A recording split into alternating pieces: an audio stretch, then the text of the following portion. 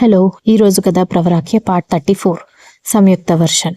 రాత్రి డిన్నర్ టైంలో నేను డిన్నర్లో అందరితో కలిసి భోజనం చేయడానికి తెగ ఇబ్బంది పడుతుంటే, అరే ఏం కాదురా అని సీఎం సార్ నన్ను డిన్నర్కి తీసుకువెళ్ళడానికి నానా తంటాలు పడుతున్నాడు. అరే నేను రానంటే వినరేంటి? అసలే మీ ఇంట్లో నా మీద ఎంతమందికి కోపం ఉందో, ఎంతమందికి అభిమానం ఉందో కూడా అర్థం కావట్లేదు. ఇప్పుడు అందరితో కలిసి భోజనం చేయలేను, పైగా నాకు సిగ్గు కూడా అన్నాను. ఎందుకు సిగ్గు? నిన్నేమైనా అక్కడ తినడం మానేసి అందరూ చూస్తూ కూర్చుంటారని అనుకున్నావా?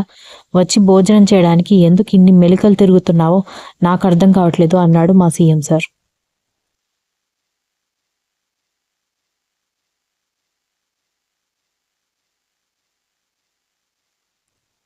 చూడండి సీఎం సార్, మా నాన్న మా అమ్మని వదిలేసి వెళ్ళిపోగానే నాన్న సైడ్ వాళ్ళందరూ వదిలేశారు. మా అమ్మమ్మ తాతయ్య చిన్నప్పుడే హెల్త్ బాగాలేక చనిపోవడంతో అమ్మ సైడ్ మిగిలి ఉన్న బంధాలు కూడా వదిలేశారు.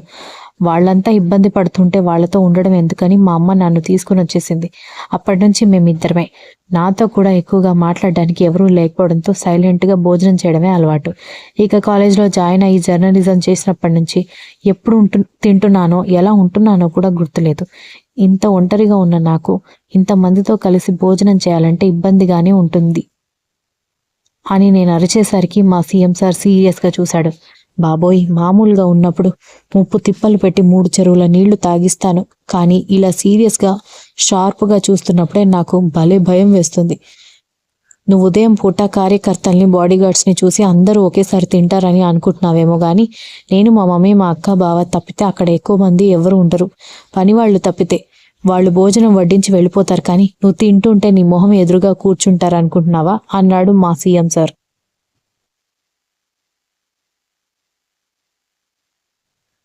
అయినా సరే నా వల్ల కాదని నేను మొత్తుకునేసరికి, ఏంటి బ్రతిమాలుతుంటే ఓవర్ చేస్తున్నావని నన్ను 2 చేతుల్లో ఎత్తుకునేసరికి వదలండి వదలండి అంటూ పిట్టపిల్లలాగా గింజుకోవడం మొదలుపెట్టిన ఆ మనిషి అసలు నన్ను దించితే కదా.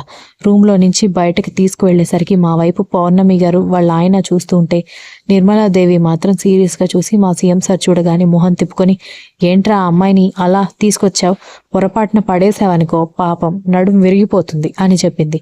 నడుం విరిగిపోతుందని జాగ్రత్త చెప్పిందో లేకపోతే నడుం విరిగిపోవాలని కోరుకుంటుందో నాకైతే అర్థం కాలేదు, కానీ అప్పటికైతే సైలెంట్గానే ఉన్నాను. నా చేతుల్లో ఉన్నంత వరకు తను సేఫ్గానే ఉంటుంది మమ్మీ అన్నాడు మా సీఎం సార్. ఆయన కళ్ళల్లో ఒకలాంటి పట్టుదల కనిపించేసరికి వాళ్ళ అమ్మకి ఇండైరెక్ట్గా చెప్తున్నాడేమో అనిపించింది, కానీ ఎందుకు చెప్పాడో అని కూడా అనిపించింది.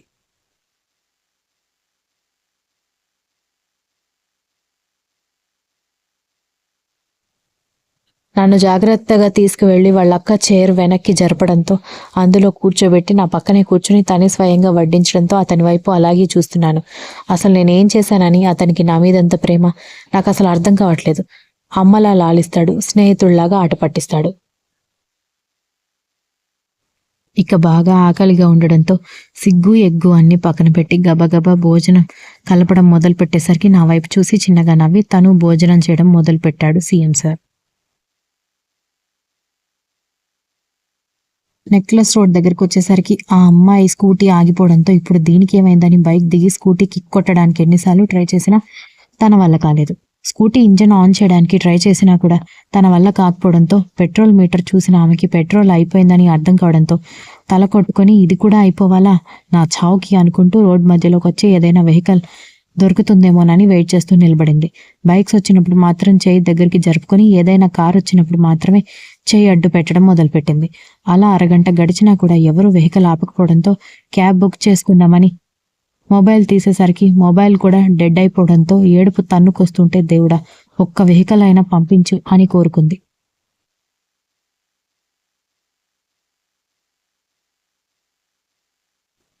యు వాంట్ ఎనీ హెల్ప్ అంటూ మగాళ్ల గొంతు వినిపించేసరికి కళ్ళు తెరిచిన ఆమెకి అతి సమీపంగా బైక్ ఆపిన వ్యక్తి కనిపించడంతో ఆ అమ్మాయి వెనక్కి జరిగేసరికి ఇట్స్ ఓకే నేను జెన్యూన్గానే లిఫ్ట్ కావాలా అని మాత్రమే అడిగాను. లిఫ్ట్ కావాలా అని అడిగాడు అతను. ఆ అమ్మాయి ఆలోచిస్తుంటే, నేను సీఎం సార్ దగ్గర పిఏగా చేస్తున్నాను అని తన ఐడి కార్డ్ చూపించి, ఇప్పుడైనా నమ్మకంగా ఉంటే బైక్ ఎక్కండి, మిమ్మల్ని సేఫ్గా మీ ఇంటి దగ్గర డ్రాప్ చేసే బాధ్యత నాది అని అతను చెప్పేసరికి కాస్త నమ్మకం వచ్చి తన హ్యాండ్ బ్యాగ్, మిగిలిన నెససరీ థింగ్స్ అన్ని తీసుకొని బైక్కి తాళం వేసి, మరి బైక్ ఎలా అండి అని అడిగింది. దాంతో అతను కాసేపు ఆలోచించి మొబైల్ బయటకు తీసి ఎవరికో ఫోన్ చేయడంతో పావుగంట తర్వాత 2 మెకానిక్స్ వచ్చి స్కూటీ తాళాలు అడగడంతో వాళ్ళు స్కూటీ తాళం ఇచ్చి మీ విజిటింగ్ కార్డు ఇవ్వండి, ఇంటికి తీసుకొచ్చి స్కూటీ ఇస్తారు అని చెప్పాడు అతను. దాంతో విజిటింగ్ కార్డు లేదు అని చెప్పి మొబైల్ నెంబర్ మాత్రమే ఇచ్చి ఈ నెంబర్కి కాల్ చేస్తే నేను అడ్రస్ చెప్తానని చెప్పడంతో వాళ్ళు స్కూటీ తీసుకుని వెళ్ళిపోతే తను బైక్ ఎక్కి కూర్చుంది. మీ పేరేంటి మేడం అని అతను అడిగేసరికి ఆమె డౌట్గా చూడడంతో రేర్ వ్యూ మిర్రర్లో నుంచి చూసి అయ్యయ్యో మీ సెక్యూరిటీ మీరు చూసుకోవడం తప్పు కాదు కానీ మరీ ప్రతి ఒక్కరి మీద డౌట్ పడ్డం మాత్రం చాలా ఘోరం తెలుసా అన్నాడు అతను. అతడు అనే విధానం కామెడీగా కన్వే అవ్వడంతో నవ్వుతూ మనీషా అని చెప్పడంతో ఓహో నా పేరు ధనుష్, ఇంత లేట్ నైట్ ఇక్కడ ఏం చేస్తున్నారని అడిగాడు ధనుష్. నేను ఒక స్కూల్లో టీచర్గా వర్క్ చేస్తానండి. అయితే ఒక 6 months ముందు మా నాన్నమ్మ నాకు తన గోల్డ్ అంతా చెడగొట్టి చేయించిన ఒక కాస్ట్లీ పెండెంట్ పోయింది. దానికోసం ప్రతిరోజు పోలీస్ స్టేషన్ల చుట్టూ తిరుగుతున్నాను. అది కాస్ట్లీ అవ్వడం ఒక రీజన్ అయితే మా నాన్నమ్మ గుర్తుగా మిగిలిన చివరి జ్ఞాపకం అని ఒక రీజన్ అని అనడంతో అయ్యయ్యో అని జాలిపడ్డాడు ధనుష్. వాళ్ళ వీధి దగ్గరికి రాగానే అక్కడ బైక్ ఆపండి అనేసరికి ఇల్లు కాస్త దూరంగా ఉండడంతో మీ ఇల్లు ఎక్కడా అండి అని అడిగేసరికి ఒక 20 feet డిస్టెన్స్లో ఉంది అని చెప్పింది. ఎందుకు, ఇంటి దగ్గర డ్రాప్ చేస్తాను కదా, రేపటి నుంచి ప్రేమ అని మీ వెంట పడతాననుకుంటున్నారా అన్నాడు ధనుష్. అయ్యయ్యో కాదండి, ఆడపిల్ల ఈ టైంలో ఒకరు బైక్ మీద వస్తుందంటే చూసేవాళ్ళు నానా రకాలుగా అనుకుంటారు కదా. సమాజానికి భయపడి కొన్ని అడ్జస్ట్మెంట్స్ అమ్మాయిలు చేసుకోవాలి ముందని నవ్వుతూ చెప్పి బాయ్ చెప్పి వెళ్ళిపోయింది. ధనుష్ ఆమె కనుమరుగయ్యే వరకు అక్కడే ఉండి బైక్ యూటర్న్ తీసుకుని వెళ్ళిపోయాడు. సంయుక్త వర్షన్.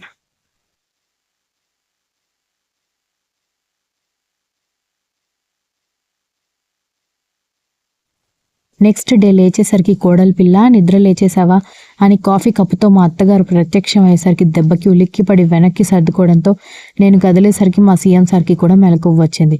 ఏంటి మమ్మీ అని టక్కున లేచి కూర్చుని అడగడంతో కాఫీ ఇవ్వడానికి వస్తే ఎందుకు ఇద్దరు ఏదో భూతాన్ని చూసినట్టు చూస్తున్నారని అడిగింది ఆవిడ. ఎందుకంటే నీకంటే పెద్ద భూతం లేదు కాబట్టి అని నేను వెటకారంగా అనుకొని థ్యాంక్స్ అత్తయ్య గారు, కోడలతో సేవలు చేయించాలనుకునే అత్తగారులు ఉన్న ఈ రోజుల్లో కోడలికి సేవ చేస్తున్న మీకు హ్యాట్స్ ఆఫ్ అని కాఫీ తీసుకుని పద్మాసనం వేసుకుని కాఫీ తాగేసరికి మా సీఎం సార్ కూడా కాఫీ తీసుకుని తాగడం మొదలు పెడితే మా ఇద్దరి వైపు చూస్తూనే ఆవిడ బయటకు వెళ్ళిపోయింది. నువ్వు స్నానం చేసి బ్రేక్ఫాస్ట్ చేసేయి, నాకు కొన్ని వర్కౌట్స్ ఉన్నాయి అని మా సీఎం చూస్తూ చెప్పడంతో ఇప్పుడు మీరు కండలు పెంచి నన్ను పడేయడానికి ట్రై చేస్తున్నారా అన్నాను. దాంతో ఒక్కసారిగా నా దగ్గరికి వచ్చేయడంతో నేను కంగారుగా వెనక్కి వెళ్ళేసరికి కోర్స్ ఆల్రెడీ నువ్వు నాకు పడిపోయావు, కానీ నువ్వు అది ఒప్పుకోవడం లేదు అని హస్కీగా చెబుతూ ఇంకాస్త ట్రై చేస్తే ఓపెన్ అయిపోతావు అని ట్రై చేస్తున్నాను అంటూ ఎర్రబడిన నా బుగ్గలు చూసి సో క్యూట్ అంటూ నా బుగ్గలు గిల్లేసి వెళ్ళిపోవడంతో సిగ్గుతో కళ్ళ మీద చేతులు అడ్డం పెట్టుకుంటే సిగ్గుపడించాలు కానీ వెళ్ళి ఆ పాచి మొహం కడుక్కో, స్నానం చెయ్యి అని అరిచాడు జిమ్ రూమ్ నుంచి. ఈ తల్లి కొడుకులు ఇద్దరికి తెల్లవార్లు కళ్ళు నా మీదే. కాకపోతే డిఫరెన్స్ ఏంటంటే ఈయన గారి ప్రేమ నింపుకొని చూస్తే ఆవిడ గారు ద్వేషం నింపుకొని చూస్తుంది. అనుకుంటూ బ్యాగ్లో నుంచి చీర తీసుకుని బాత్రూంలోకి వెళ్ళిపోయాను. వాష్రూమ్ కార్నర్కి కొంచెం చెత్త అలాగే పడిపోయి ఉండడంతో అది క్లీన్ చేయబోతుంటే నా చేయి పట్టుకుని ఆపి నేను స్నానం చేశాక పని వాళ్ళని పిలిస్తే వాళ్ళు క్లీన్ చేస్తారు కానీ నువ్వు గుడ్ గర్ల్ లాగా బ్రేక్ఫాస్ట్ చేయాలి అని నా బుగ్గ మీద చిన్నగా తట్టడంతో ఓకే సరే అని చెప్పి వెళ్ళి బెడ్ మీద కూర్చున్నాను. జిమ్ చేసి వచ్చాడు కదా మా సీఎం సార్, ఆయనకు కూడా వేడిగా ఉందేమో చల్లనీళ్ళ స్నానమే చేసినట్టున్నాడు. ఎందుకంటే గీజర్ ఆఫ్ చేసినట్టుగా నాకు అనిపించలేదు. ఆయన గారు స్నానం చేసి రావడంతో ఇద్దరం బ్రేక్ఫాస్ట్కి వెళ్తూ మెయిడ్ని పిలిచి గీజర్ ఆఫ్ చేసి బాత్రూమ్ క్లీన్ చేయమని చెప్పడంతో సరే అని మెయిడ్ వెళ్ళిన కాసేపటికి సార్ సార్ అంటూ పని మనిషి పిలుపులు వినిపించాయి. అందరం మా గదిలోకి వెళ్ళేసరికి హీట్ ఎక్కువై గీజర్ రిపేర్ వచ్చి కనిపించింది. ఎవరైనా టచ్ చేసి ఉంటే అంతే సంగతి. ఎలక్ట్రీషియన్ని పిలిపిస్తే ఎలక్ట్రీషియన్ అంతా చెక్ చేసి బాత్రూంలో కూడా వైర్స్ సెట్ చేసిన తర్వాత గీజర్ ఒక 1 week తర్వాత పెట్టించుకోండి సార్, మీరు వేరే బాత్రూమ్ యూజ్ చేయండి అని చెప్పేసరికి సరే అని అతన్ని పంపించేసి నువ్వు రూమ్లో రెస్ట్ తీసుకో, బాత్రూమ్కి వెళ్ళాలనుకుంటే అక్క వాళ్ళ రూమ్లోకి వెళ్ళు అని చెప్పాడు. సరే అని నేను రూమ్లోకి వచ్చి బెడ్ మీద రిలాక్స్ అయ్యాను. పడుకుని నిద్రపోదామని మనసు అంటున్నా కూడా కళ్ళు మూసుకోగానే గీజర్ టచ్ చేసి ఉంటే ఇబ్బంది అయ్యేదని గుర్తొస్తుంటే టక్కున లేచి కూర్చునేసరికి ఫోన్ రింగ్ అవ్వడంతో కాల్ లిఫ్ట్ చేసిన నాకు మా అమ్మ అని అర్థమైంది. నేను ఫోన్ లిఫ్ట్ చేసి గట్టిగా ఏడ్చేసరికి మా అమ్మకు అసలు ఏమీ అర్థం కాలేదు. అధర్వ వర్షన్ డౌట్ లేదు, గీజర్ అలా అవ్వడానికి మమ్మీనే అని ఆవేశంగా మమ్మీ రూమ్లోకి వెళ్ళబోతుంటే చీఫ్ సెక్యూరిటీ ఆఫీసర్ నా చేయి పట్టుకుని పక్కకి తీసుకెళ్ళి మీరు అనుకుంటున్నట్టు ఇది మేడం పని కాదు సార్, నేను ఇంట్లో సీసీటీవీ కెమెరాలు మొత్తం చెక్ చేశాను, ఉదయం కాఫీ ఇవ్వడానికి రావడం తప్పితే అంతకుముందు కానీ ఆ తర్వాత కానీ మీ రూమ్లోకి పెద్ద మేడం అసలు రాలేదు అన్నాడు. మమ్మీకి తప్ప సంయుక్త మీద ఇంకెవరికి కోపం ఉంటుంది చటర్జీ? పోనీ నా కోసం చేశారనుకుంటే అంత టైట్ సెక్యూరిటీని దాటుకొని ఇంట్లోకి వేరే మనిషి వచ్చే ఛాన్స్ లేనే లేదు అన్నాడు. త్వరలో ఈ విషయాలు కూడా తెలుస్తాయి సార్. ప్లీజ్ మీరు ఇప్పుడే తొందరపడి మీ మధ్య ఉన్న రిలేషన్ పాడు చేసుకోకండి అని చటర్జీ చెప్పడంతో ఇక తిరిగి రూమ్లోకి వెళ్ళిపోయాను. నేను వెళ్ళేసరికి సంయుక్త ఏడుస్తూ వాళ్ళ అమ్మతో జరిగిందంతా చెప్తూ ఉండేసరికి నేను సైలెంట్గా వెళ్ళి బెడ్ మీద కూర్చుని ఆమె ఫోన్ కాల్ కంప్లీట్ అయ్యే వరకు ఏమీ కదిలించలేదు. చాలాసేపు ఏడవడం వల్లనేమో వెక్కిళ్లతో పాటు మాటలు రాక ఆగి ఆగి చెప్తుంటే మొబైల్ తీసుకుని మీరేం కంగారు పడకండి అత్తయ్య, జాగ్రత్తగా లేకపోయి ఉంటే ప్రమాదం జరిగేదని ఊహించుకొని సంయుక్త కాస్త బెదిరిపోయింది అంతే. 2-3 రోజులు అయితే తనే కోలుకుంటుంది, మీరేం కంగారు పడకండి అని చెప్పి కాల్ కట్ చేశాను.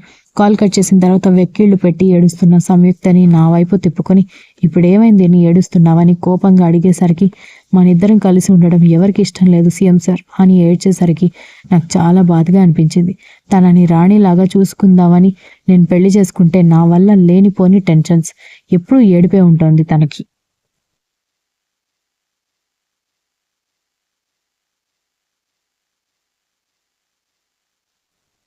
ఇంకా తను స్ట్రాంగ్ గర్ల్ కాబట్టి నేను తాళి కట్టగానే డ్రామా చేయకుండా కోపంగా ఉంది, కానీ వేరే వాళ్ళైతే ఇంకెలా రియాక్ట్ అయ్యేవాళ్ళో ఊహించడం కూడా కష్టమే. చూడు, అనవసరంగా ఎక్కువగా ఏడ్చి ఆ బ్రెయిన్ని స్ట్రెయిన్ చేయకు అన్నాను. తను వెంటనే సీఎం సార్ అని ఏడుస్తూ నన్ను హత్తుకోవడంతో ఆమెని ఓదారుస్తున్నాను. దీని వెనుక ఎవరున్నారో తెలిస్తే మాత్రం వాళ్ళ పరిస్థితి ఏంటో వాళ్ళు ఊహించలేరు. అది మా మమ్మీ అయితే తనకిచ్చే పనిష్మెంట్ వేరే రకంగా ఉంటుంది. Continues. If you like the story, please like, share, comment and don't forget to subscribe.